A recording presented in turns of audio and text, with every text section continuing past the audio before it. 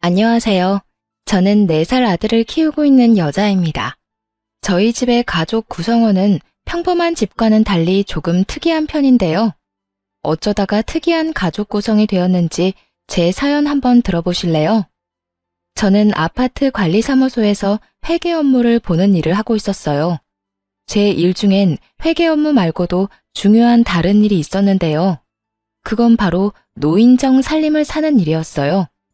일을 하며 남는 시간엔 아파트에 마련된 노인정에 가서 청소를 돕는다거나 최소한의 구비 물품들을 체크해야 하는 일도 맡아서 하고 있었는데 그곳에서 친하게 지내는 분이 계셨습니다.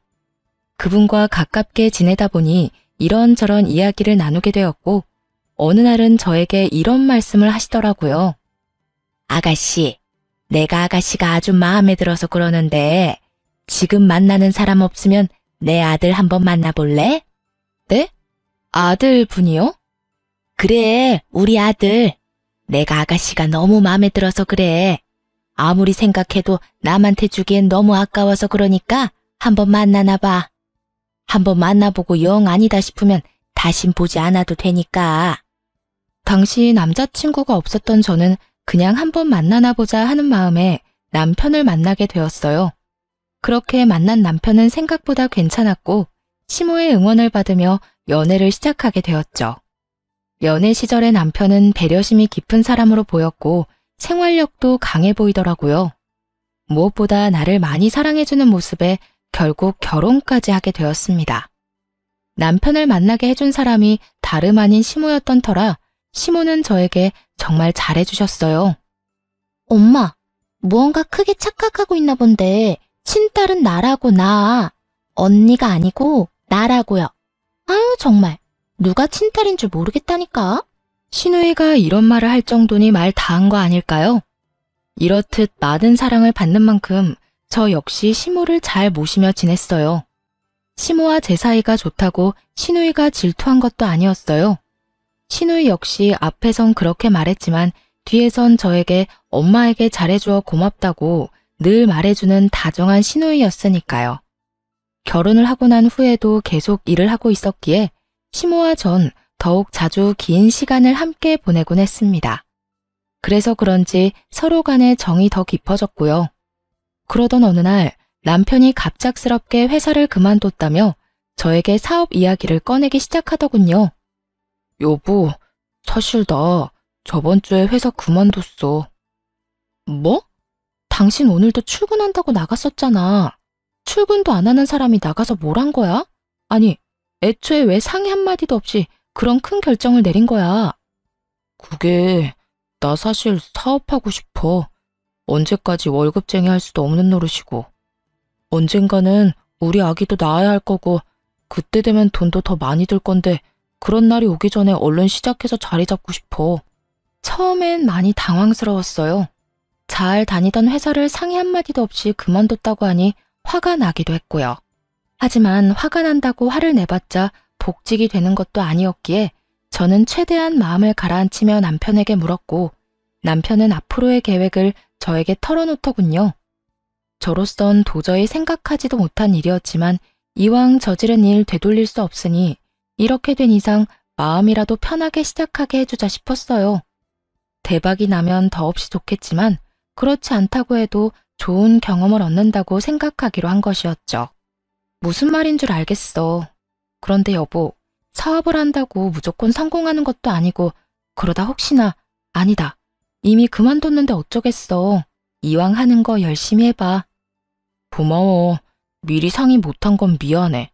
나도 많이 고민하다가 이때가 아니면 도저히 안 되겠다는 생각이 들어서 당신이랑 신랑이 하면서 시간 쏟고 싶지 않았어.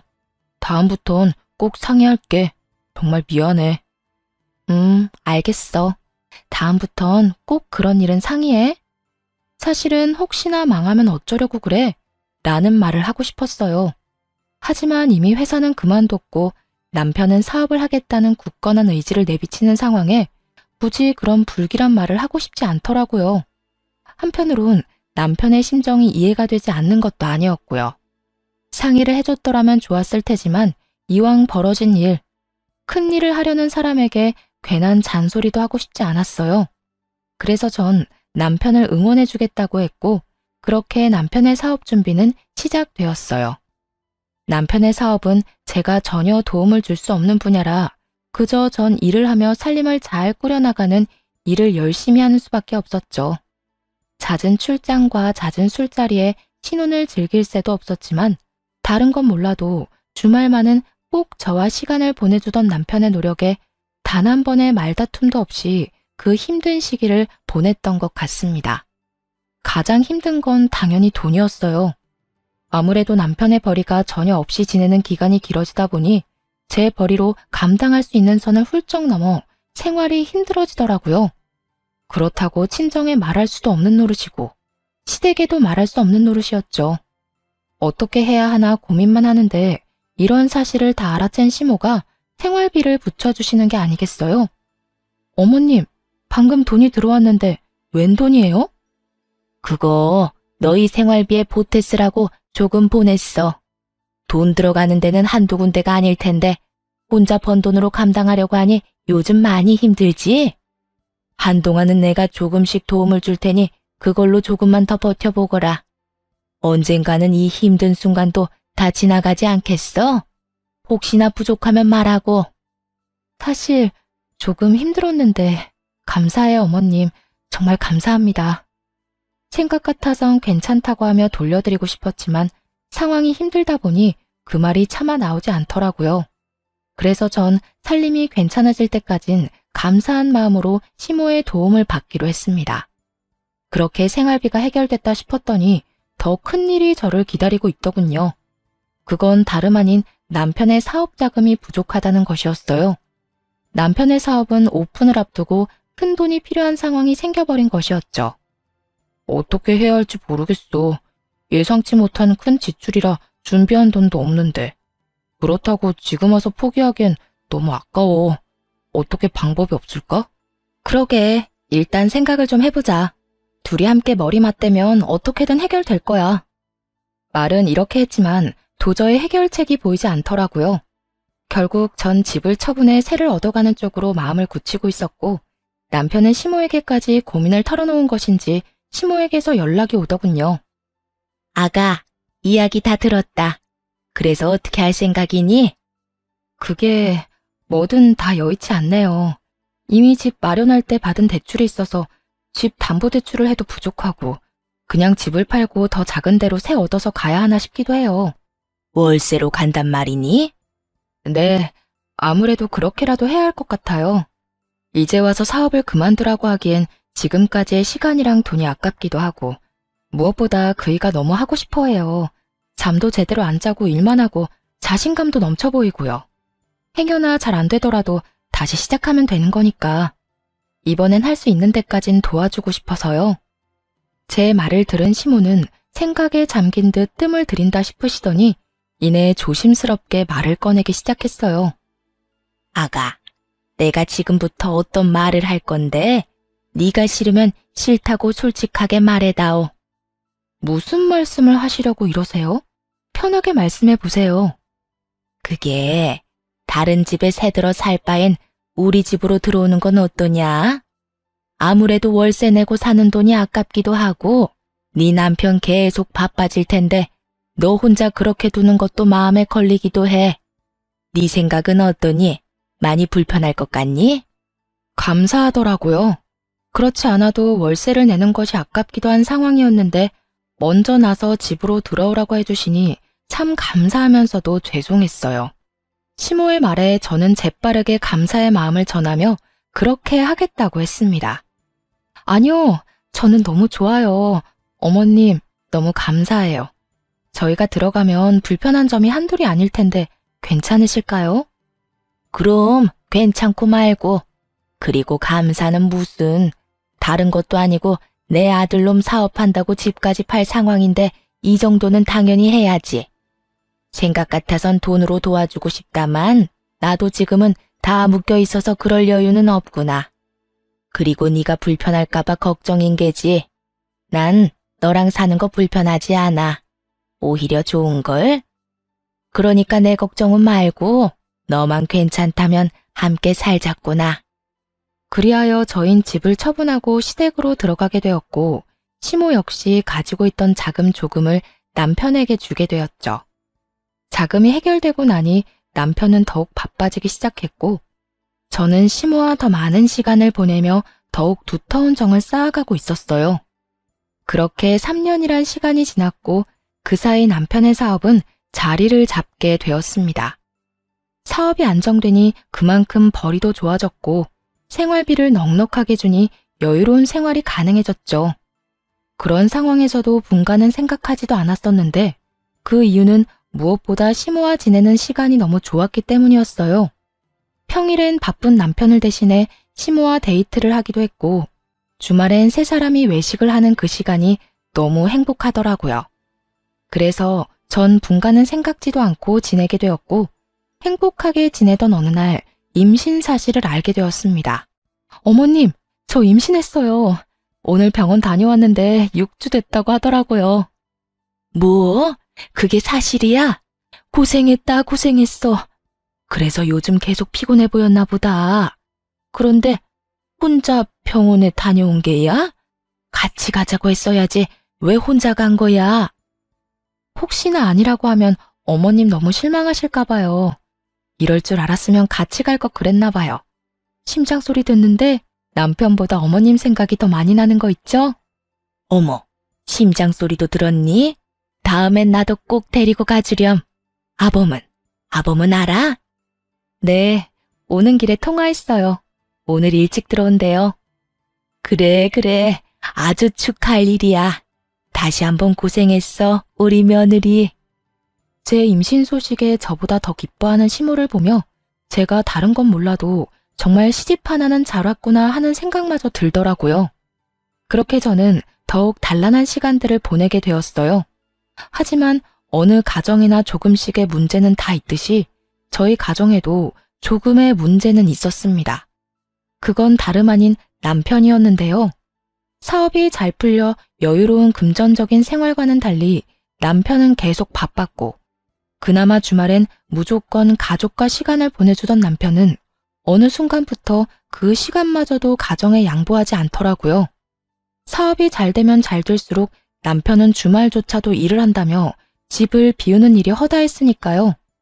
전 그때까지도 남편이 허튼 짓을 한다고 생각은 전혀 하지 못한 상태였어요. 심지어 제가 임신까지 했으니 그런 쪽으론 전혀 생각지도 못하고 그저 남편을 믿고 아기를 잘 지키는 일에 온 신경을 쏟고 있던 때였어요.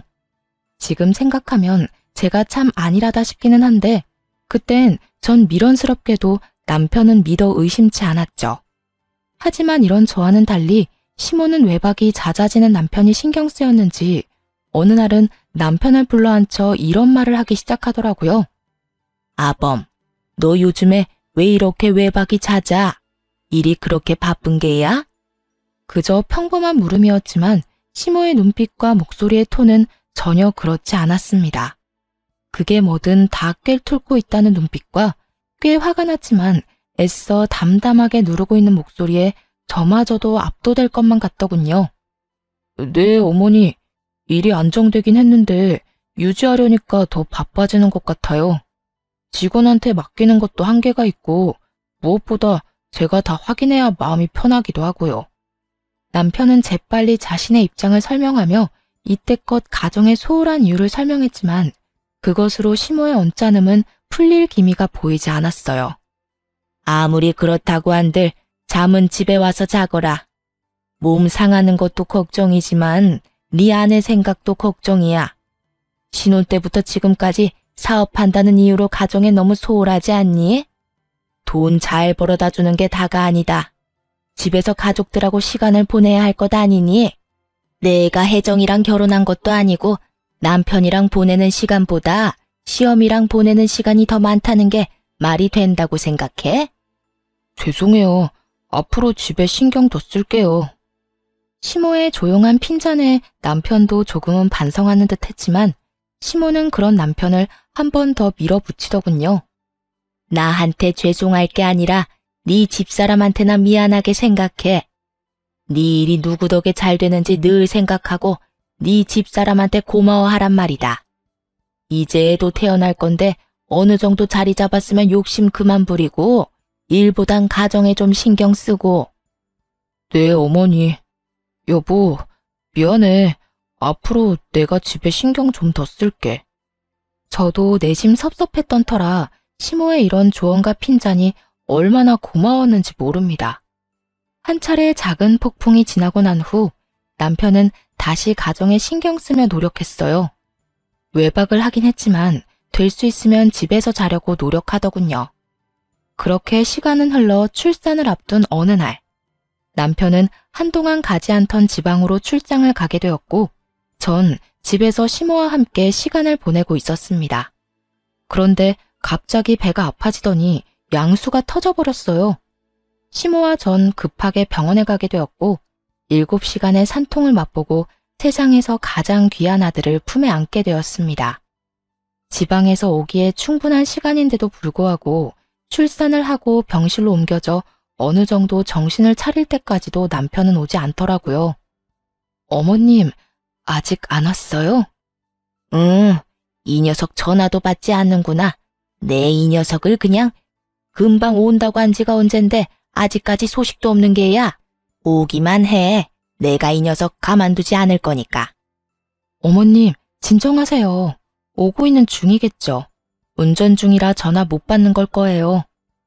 처음엔 전화를 받았던 남편은 어느 순간부턴 전화조차 받지 않고 있었고 시모는 머리끝까지 화가 나 노발대발 난리가 날 직전이었어요. 저 역시 남편에게 섭섭한 마음이 들긴 했지만 시모가 저렇게 화를 내니 같이 화를 낼 순 없는 노릇이었죠. 시모는 쉴 새 없이 남편에게 전화를 하고 있었고 그런 시모는 친정 부모님까지 나서 진정시키기 시작했어요. 사돈, 우리 사위 열심히 오는 중일 겁니다. 그러니 이제 그만 전화하시고 조금 앉으세요. 아까부터 계속 서 계셨잖아요. 이러다 방금 출산한 저희 딸 옆에 사돈까지 누우실까봐 제가 걱정이 다 됩니다. 그래요, 사돈. 가까운 곳도 아니고 지방에서 일 보다가 오는 길이라고 하니 좀 더 걸리나 봅니다. 그러니 진정하시고 좀 앉으세요. 조금 쉬시다가 우리 손주 보러 가셔야지요. 이렇게 부모님까지 말리고 나서자 시모는 남편을 대신해 다시 한번 미안하다는 말을 전하며 애써 화를 누르는 듯 했어요. 지금 보러 가셔도 될 거예요. 다들 눈에 넣어도 안 아픈 손주 보시고 집에 가셔서 쉬세요. 전 혼자 있어도 돼요. 아니야. 내가 아범 올 때까지 곁에 있으마. 먼저 들어가 보세요. 제가 제 아들놈 올 때까지 여기 있을게요. 아무래도 그래야 제 마음이 편할 것 같습니다. 시모의 말에 친정 부모님은 내일 다시 오겠다고 하며 돌아가셨고 시모는 그런 부모님을 배웅하고 오겠다며 병실을 나섰어요. 그때까지만 해도 남편이 금방 올 줄 알았기에 마음 편하신 대로 하라고 했던 것인데 금방 오겠다고 하던 남편은 아무리 기다려도 오지 않았고 날을 넘긴 새벽녘에서야 모습을 드러내더군요. 조용히 그리고 조심스럽게 문을 열고 들어오던 남편을 본 시모는 그 자리에서 벼락 같은 호통을 치며 화를 내기 시작했어요. 너 이 녀석! 금방 온다는 녀석이 이제서야 와? 네가 그러고도 남편인 게야. 다른 날도 아니고 네 마누라가 네 새끼 낳느라 생사가 오가는 순간에 넌 뭐하다 이제야 온 게야? 전화는 왜 안 받고? 그딴 식으로 전화 다 무시할 거면 전화기는 왜 들고 다니는 게야? 시모의 호통에 남편은 고개를 푹 숙이더니 변명을 해대기 시작하더군요. 그게 전화 받고 급하게 오는 길에 졸음운전을 했어요. 그동안 피로가 쌓이긴 했는지 마음은 급해 죽겠는데 그 와중에 살짝 존 모양이더라고요. 전 그냥 눈만 감았다 떴는데 앞에 화물차가 서 있는 걸 보고 이대로는 안 되겠다 싶어서 쉼터에서 잠시 눈만 붙이고 출발한다는 게 이렇게 늦었어요. 죄송해요. 미안해 여보. 내가 참 너무 미안하다. 그간 남편이 얼마나 치열하게 살아왔는지 누구보다 더 잘 알던 터라 시모와 저는 그런 남편에게 더는 아무 말도 할 수가 없더라고요. 화가 나지도 않았고요. 물론 섭섭한 마음이야 있었지만 이렇게 무사히 온 것만 해도 다행이라고 생각하며 앞으론 태어난 아들과 함께 더 큰 행복이 가득한 날이 기다리고 있을 거라 믿어 의심치 않았습니다. 하지만 이런 제 확신을 비웃기라도 하는 듯 남편은 가정에 더욱 소홀해지더군요. 저에게도 더는 다정하게 대하지도 않았고요. 심지어 아들에게마저도 애정이 없는 남편을 보며 참 생각이 많아지더군요. 그렇게 생각은 많아지고 남편에 대해 다시 생각해보게 되던 어느 날, 일은 터지고야 말았습니다. 그날도 아기가 있는 집은 다들 그렇듯 아들의 울음소리로 시끄러웠고 전 그런 아들을 달래며 불편한 것이 무엇인지 찾고 있었어요. 그런데 그 순간 아무것도 하지 않고 그저 아들이 우는 것을 보던 남편이 자리를 박차고 일어나더니 화를 내며 이런 말을 하는 것이 아니겠어요? 시끄러워. 도저히 시끄러워서 집에선 쉴 수가 없어.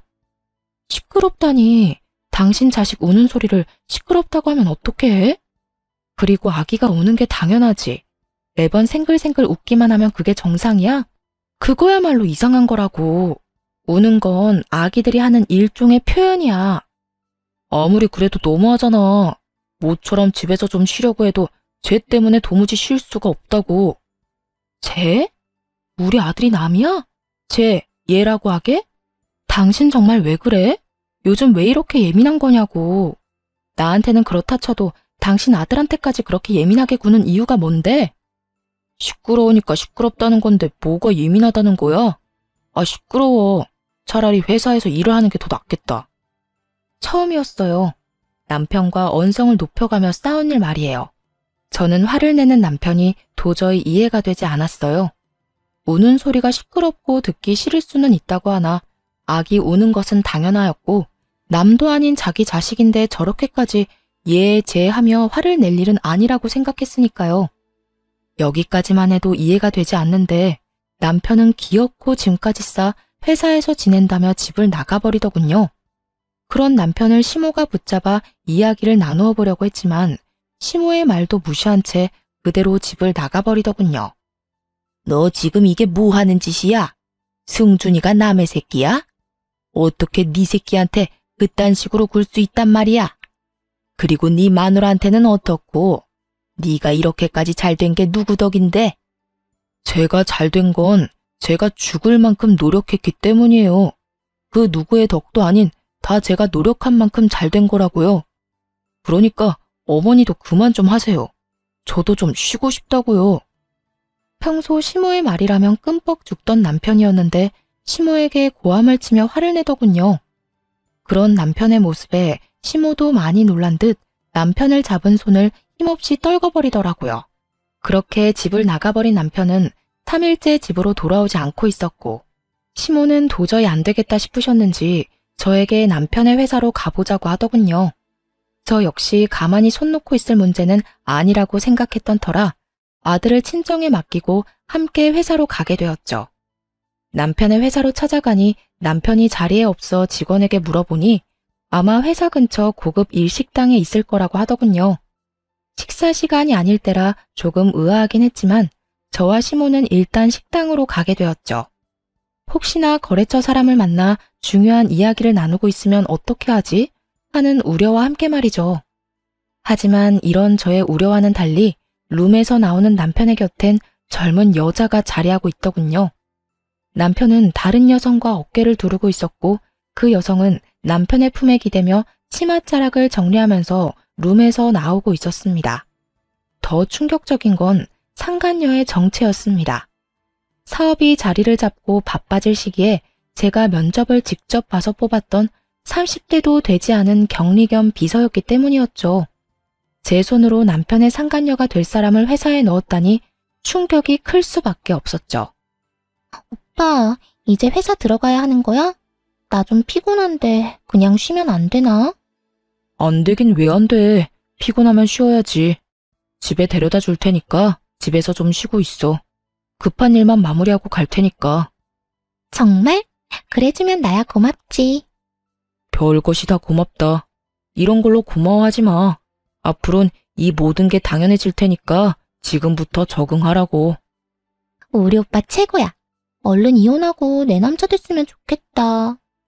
언뜻 들리는 두 사람의 대화로 남편의 외도가 확실해지는 순간 저는 믿을 수 없는 현실에 그 자리에서 굳어버렸고 시모는 그대로 남편에게 다가가 아무 말도 없이 남편의 얼굴을 향해 손을 올렸습니다.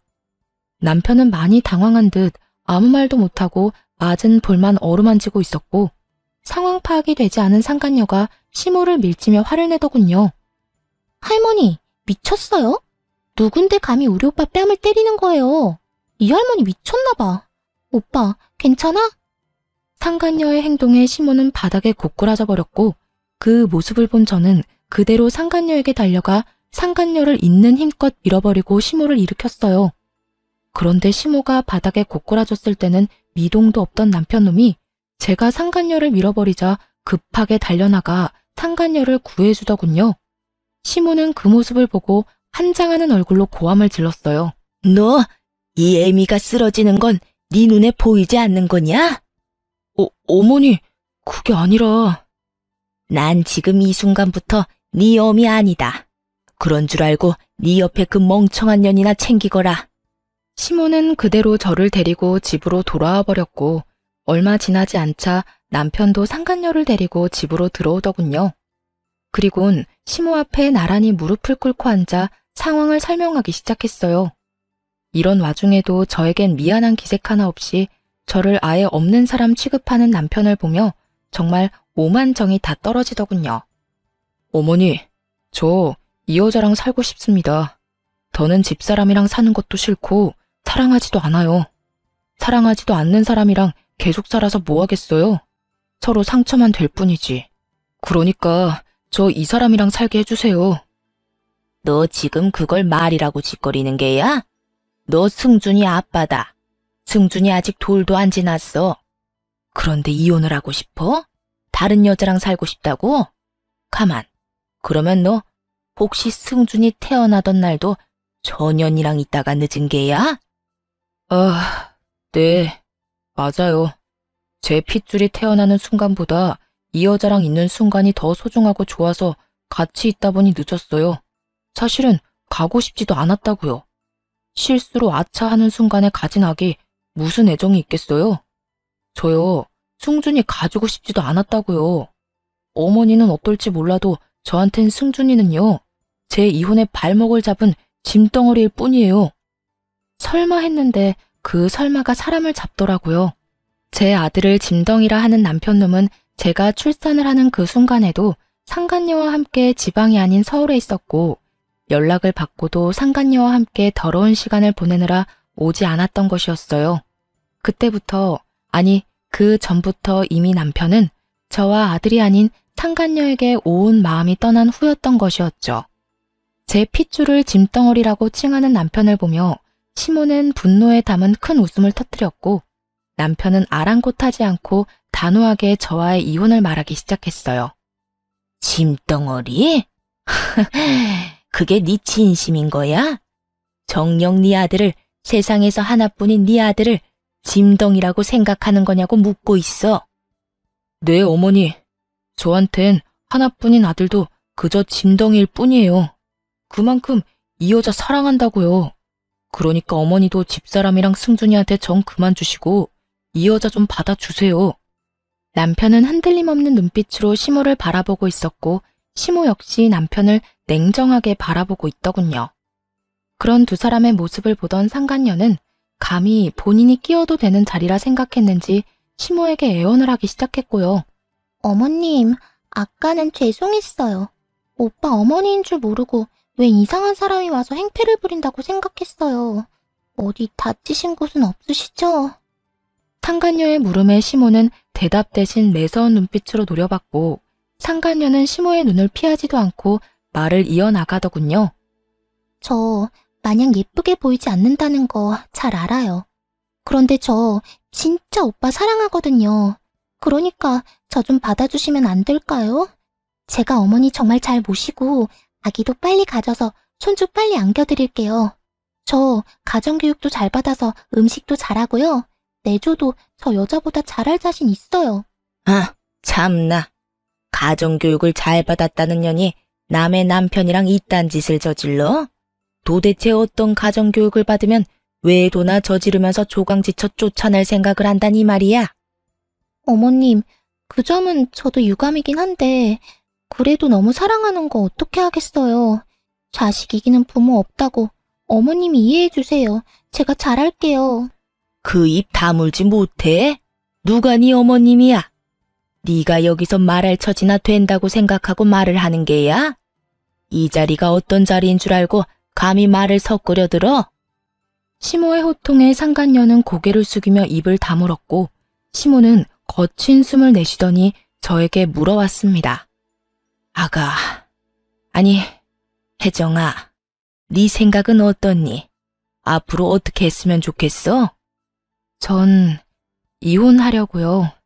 서로 저렇게 죽고 못 사는 사이라고 하는데 이혼하는 게 맞는 것 같아요.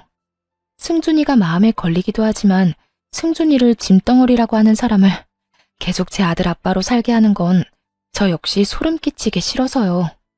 전 이미 정이 떨어질 대로 떨어진 상태였고 무엇보다 제 아들을 저딴 식으로 취급하는 남자와 더는 한 집에서 같은 공기를 쉰다는 것 자체가 구역질이 나는 지경이었습니다. 그래서 저 역시 이혼을 하겠다고 단호하게 말했고 제 말에 시모는 다 맞는다는 듯 고개를 끄덕이더군요. 내 생각도 같다. 저런 인간 같지도 않은 쓰레기를 귀한 승준이와 네 곁에 계속 두는 거 나도 싫다. 두 사람 이혼하거라. 대신 넌 앞으로 승준이 2번 다시 보지 않겠다는 각서 쓰거라. 아들에게 손톱만큼도 애정이 없던 남편은 시모의 말이 떨어지자마자 이게 웬 떡이냐는 표정으로 웃으며 각서를 쓰더군요. 자식 버리는 부모의 표정이 너무 티없이 밝아 참 어이가 없으면서도 허망하더군요. 저런 인간도 남편이라고, 아기 아빠라고 같이 살았으니 말이죠. 그렇게 전 비교적 빠르게 이혼을 하게 되었습니다. 재산 분할 위자료는 다 저에게 좋은 쪽으로 끝이 났고 상간녀에게도 위자료를 받았어요. 그것 역시 전 남편의 지갑에서 나온 돈이었겠지만요. 여러모로 저에게 유리한 이혼이었는데 이혼을 하고 나니 저에겐 더 큰 재산이 기다리고 있더라고요. 이거 바꿔라. 이건 그놈 사업 시작할 때 집 팔아 투자한 돈이랑 내가 투자한 돈 넣은 통장이고 이건 내 재산 관리하는 분 명함이다. 알고 보니 시모는 저희가 집을 팔아 합가를 할 당시 저도 모르게 전 남편에게 각서를 쓰게 했다고 하더군요. 시모나 제가 원할 시엔 시모가 투자한 돈을 비롯해 집을 팔아 투자한 사업 자금을 다시 반환한다는 각서 말이죠. 아파트를 팔아 투자한 돈은 반환 시점의 시세에 맞춰 반환하되 시세가 투자할 시점보다 낮을 시엔 투자금만 반환한다는 내용도 넣었다고 하셨고요. 어떻게 되든 제가 손해보는 일은 없도록 하신 것이었죠. 시모는 저의 이혼이 마무리될 때쯤 변호사까지 선임해 그 돈을 다 받아왔다고 하더라고요. 어머님, 돈은 알겠는데 명함은 왜 주시는 거예요? 내 남은 재산 다 너한테 넘기려고 한다. 내가 하려고 하니 너무 복잡하기도 하고 네가 나서서 작성해야 하는 서류도 많다고 하니 네가 직접 만나서 정리 좀 해. 아무래도 늙은 나보다 젊은 네가 나서면 더 빨리 일 처리가 되지 않겠어? 통장에 찍힌 금액만 해도 놀라운데 시모의 재산까지 준다고 하니 멍하더라고요. 단 한 번도 생각해 본 적 없는 금액이었으니까요. 전 가까스로 정신을 차리고 시모에게 언제부터 이런 계획을 세운 것인지 물어봤어요. 어머님, 언제 이런 걸 다 준비하셨어요? 진작 다 이렇게 하려고 했던 거였어. 투자금 회수는 그놈이 그딴 짓을 저질러서 다 뺏어온 거였지만 내 재산은 너하고 우리 딸한테 주려고 했었어. 그 시기를 앞당긴 것뿐이었지. 내가 늘 말했지. 너도 내 딸이라고. 내 딸이 돌도 안 된 아들을 혼자 데리고 살아야 하는데 이 정도도 부족하단다. 아무리 그렇다고 한들 너무 가분한 금액이란 생각이 들더라고요. 받은 위자료도 있고 재산 분할도 잘 받았던 터라 더는 시모에게 손을 벌리고 싶지도 않았고요. 어머님, 아무리 그래도 이건 너무 많아요. 전 아파트 처분한 돈 중에 제 몫만 나눠받아도 충분해요. 나머진 어머님 노후자금 하세요. 전 제 몫을 뺀 나머지는 받지 않겠다고 했고 시모는 한사코 제 손에 통장을 쥐어주시며 이렇게 말씀하시더군요. 노후자금은 따로 마련해 놨어. 그러니까 그냥 다 바꿔라. 이혼하기 전에 다 넘겨주면 그놈이 또 이혼 안 한다고 난리 부릴까봐 지금에서야 준단다. 투자금 회수한 것도 내가 다시 돌려줄 거라고 믿어 의심치 않던 눈치던데 어림도 없는 소리지. 그 사람이 가만히 있지 않을 텐데요.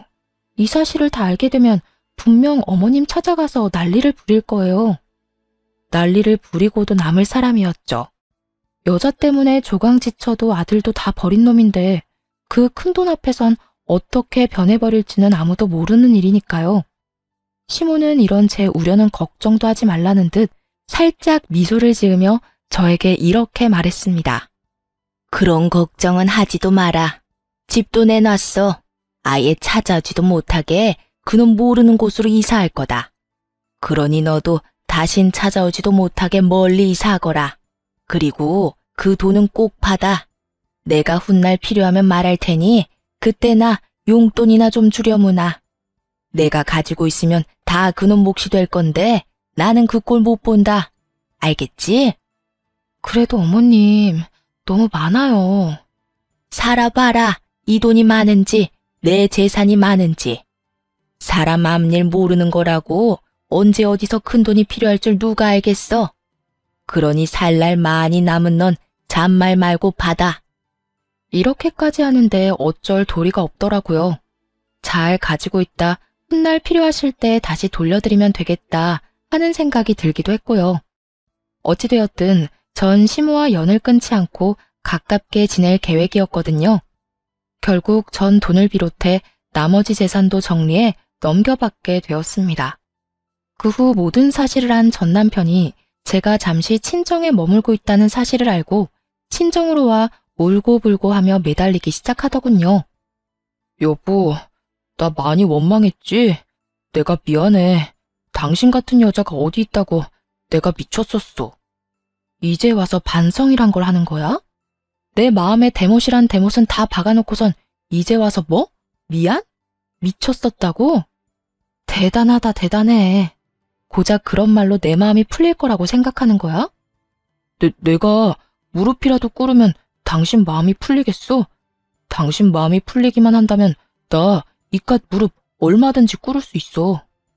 이렇게 말한 전 남편은 제 앞에서 무릎을 꿇고 싹싹 빌기 시작하더군요. 사실 이런 전 남편의 모습을 상상해 본 적이 있었어요. 상상 속에서는 조금 통쾌하기도 했는데 막상 제 앞에서 전 남편 놈이 무릎을 꿇고 비는 모습을 보는데 통쾌하기는커녕 미간이 절로 구겨질 만큼 역겹더라고요. 하지만 이런 제 심정을 알 리 없는 전 남편은 본인이 무릎까지 꿇고 빌면 제가 감동이라도 하며 받아줄 거라고 생각했는지 희망찬 눈빛으로 저를 힐끔힐끔 보며 눈치를 살피더군요. 여보, 나 용서해 줄 거지? 나 당신이랑 이혼하고 정말 후회 많이 했어. 그래서 바로 그 여자랑 헤어졌고 말이야. 정말이야. 회사에서도 진작 내보냈어. 못 믿겠으면 회사에 전화해서 물어봐도 되고 그래도 믿업지 않으면 그 여자한테 연락해서 물어봐도 돼. 그러니까 나 한 번만 용서해 주라. 아, 그래? 정말 헤어졌단 말이야? 그것도 나랑 이혼하고 바로? 그럼 나 정말 당신하고 이혼하고 바로 헤어졌다니까. 웃기지도 않더라고요. 당장 전날만 해도 상간녀와 함께 시모에게 찾아가 정말 재산을 전처에게 준 것이 맞는지 몇 번이나 확인하고 한 것을 다 전해 들었는데 눈 하나 깜짝하지 않고 거짓말을 하고 있으니 말이에요. 있잖아. 나 아직 어머님이랑 연락하고 지내. 어제도 통화했고 오늘도 통화했어. 제 말에 전 남편은 크게 당황한 듯 목까지 빨개진다 싶더니 말을 더듬기 시작하더군요. 그래? 그래. 그러니까 내가 하고 싶은 말은 네가 어제 그년이랑 어머님 찾아가서 정말로 나한테 재산 다 넘긴 거 맞냐고 몇 번이고 묻고 간 거 아니까 나한테 와서 이딴 연기해도 소용없다는 거야. 여보, 다 거짓말은 아니었어. 나 당신이랑 헤어지고 후회 많이 했다는 건 진심이었어. 그렇겠지. 내가 그 많은 재산을 받았으니 후회는 했겠지. 다 네 몫이 되었어야 할 어머님 재산이 애먼 나한테 왔는데 누가 후회를 안 할 수가 있겠어? 나라고 해도 땅을 치고 후회할 것 같은데. 네 맘 다 알겠고 잘 들었으니까 더 험한 꼴 당하기 전에 얼른 꺼져라. 난 경고했다. 전 남편은 제 경고가 우습게 들렸는지 미동도 없이 손이 발이 되게 빌기 시작하더군요. 잘못했다, 너 없이 절대로 못 산다, 우리에겐 자식이 있지 않냐 등등 되지도 않는 말들을 짓거려대면서요. 경고도 했겠다. 더는 그런 전 남편의 꼴을 보기도 싫었던 저는 아들의 똥기저귀를 찾아와 전 남편의 얼굴에 던져버리고 집 밖으로 쫓아내버렸어요. 에이, 이게 뭐야? 이거 똥이잖아. 너 미쳤어? 미친 건 너겠지. 여기가 어디라고 찾아와서 되지도 않는 눈물바람이야. 다신 찾아오지 마. 또 찾아오면 똥기저귀로 끝나진 않을 거니까. 알아들었으면 당장 꺼져. 계속 난동 피우면 경찰 부를 거야. 경찰을 부른다는 말까지 나오자 겁이 나긴 했는지 더는 난동을 피우지 않고 돌아가더군요. 그 후 들려오는 소식엔 큰 금액의 돈이 빠져나간 남편의 회사는 급격하게 기울어져 버렸고 가세가 기울자 상간녀는 전 남편이 마련해준 집을 처분해 소리 소문 없이 도망을 가버렸다고 하더군요. 전 남편은 회사를 다시 일으켜 세우기 위해 신우이에게 연락해 시모를 백방으로 찾으려 노력했지만 신우이 역시 전 남편을 차단해버렸다고 하더군요. 모든 태풍이 지나가고 지금의 저는 누구보다 잘 살고 있습니다. 시모와는 가깝게 살고 지내다 신우이가 먼 곳으로 시집을 가는 바람에 친정에서 가까운 곳으로 집을 얻어 시모와 함께 살고 있어요. 처음 제가 시모에게 함께 살자고 했을 때 시모는 한사코 안 된다며 거부를 하셨었어요. 어머님, 이제 저랑 승준이랑 같이 살아요. 혼자 승준이 키우기 너무 힘들어서 어머님 도움이 절실하다고요. 그건 안 되는 일이다. 내가 너랑 사는 게 말이나 된다고 생각하는 게야? 말이 안 될 건 뭐예요? 어머님 평소에 저 딸처럼 생각하신다고 하시더니 다 거짓말이었어요? 그냥 하신 말이었어요? 그건 아니지만 그래도 안 될 일이야. 너 나랑 같이 살면 새 출발은 꿈도 못 꾸게 될 거다. 아직 나이도 젊은데 새 출발해야 할 거 아니야. 어머님, 이렇게 생각해보세요. 제가 새 출발을 하려면 밖에 나가서 일도 하고 사람도 많이 만나고 해야 할 텐데 그러면 승준이는 누가 봐주나요? 전 친정 부모님들 못 믿어요. 죄송한 말이긴 하지만 친정 부모님보단 어머님이 더 신뢰가 간다고요. 승준이도 어머님을 더 좋아하기도 하고요. 그러니까 그렇게 바라시는 제 새 출발을 위해서라도 함께 살아주세요. 네?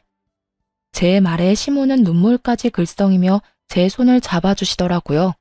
그러면서 이렇게 말씀하셨어요. 넌 어떻게 돼 내가 그런 생각을 하는 게야. 나는 널 볼 면목이 없는데 넌 어째서 나한테 이렇게까지 하냔 말이야. 나 때문에 네 인생이 망해버린 것 같아서 널 볼 때마다 내가 너무 미안한데 네가 그렇게 말하면 내가 같이 살 수밖에 없지 않니? 어머님, 제 인생 안 망했어요. 그저 이혼만 했을 뿐이에요. 그까짓 이혼이 뭐라고 제 인생을 감히 망치겠어요? 그리고요, 이혼은 했지만 엄마 같은 어머님도 제 곁에 계시게 됐고 무엇보다 우리 승준이를 얻게 되었잖아요. 그거면 됐어요, 전. 그러니까 저랑 같이 살아주세요. 제가 정말 마음이 편치 않아서 그래요. 고맙다, 고마워. 아니에요. 제가 더 감사해요. 시모는 끝까지 우기고 드는 제 뜻을 결국 받아주셨고 결국 저희 집 가족 구성원은 시모와 저 그리고 아들이 되어버린 것입니다. 조금은 특별한 가족 구성원이 된 지도 꽤 시간이 흘렀네요. 잘 먹고 잘 우는 것이 일이던 제 아들은 벌써 4살이 되었거든요. 다행스럽게도 아들은 아빠의 빈자리가 느껴지지 않을 만큼 밝고 사랑스럽게 자라고 있어요. 시모와 전 여전히 사이가 좋고 요즘엔 어머님이란 호칭 대신 엄마라는 호칭으로 부르고 있을 만큼 더욱 가깝게 지내고 있답니다. 처음 엄마를 모시고 산다고 했을 때 친정 부모님께서 선뜻 그렇게 하라고 하신 것은 아니었어요.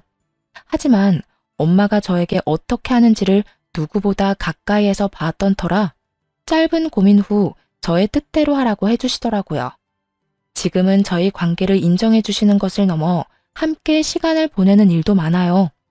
이렇듯 저는 특별한 가정 속에서 행복한 삶을 보내고 있습니다. 앞으로도 저는 특별한 인연으로 생긴 엄마와 함께 아들을 잘 키우며 행복하게 살아가 보려고요. 제 사연은 여기서 끝이 났습니다. 긴 저의 과거 이야기를 들어주신 모든 분 감사드립니다.